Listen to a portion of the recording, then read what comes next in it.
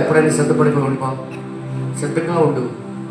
ఏ విషయంలో బ్రదర్ అన్న, ఈ చివరి దినాల్లో ఎవరెవరైతే ఈ అంత్యకాల వర్తమానంలో ఉన్నారో, ఎవరెవరైతే ఈ వాక్యం తీసుకుని వెళ్ళి జనాల దగ్గరికి తీసుకుని వెళ్తున్నారో, వాళ్ళే సాతానుడికి టార్గెట్.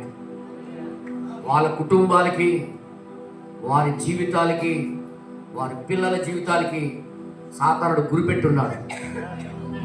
ఏ పాస్టర్ని వదలట్లేదు వాడు.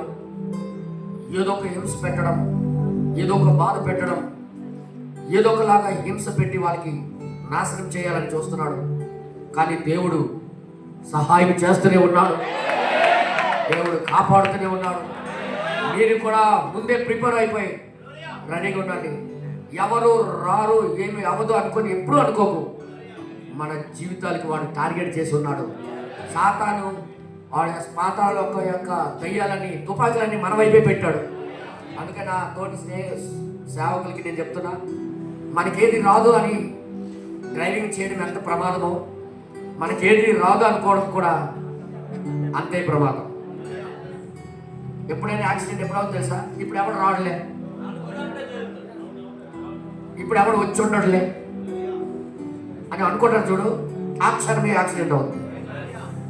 కానీ ఎల్లవేళలా మెలకుగా ఉన్నప్పుడు దొంగ ఇంట్లోకి ప్రవేశించలేడని బైబిల్ చెప్తుంది. అర్థమైంది మీ అందరికీ? ఇంటి యజమానుడు మెలకుగా ఉన్నప్పుడు ఏ దొంగ లోపలికి రాలేదు. మనం ఎల్లవేళలా మెలకుగా ఉండాలి, ప్రార్థన చేస్తూ ఉండాలి, దేవుడికి సమర్పించుకుంటూ ఉండాలి. దేవుడి దూతలు ఉంటే కానీ మనం గెలవలేమనుకొని ఆశీస్సులాల్ గారు భరోసా ఇచ్చారు.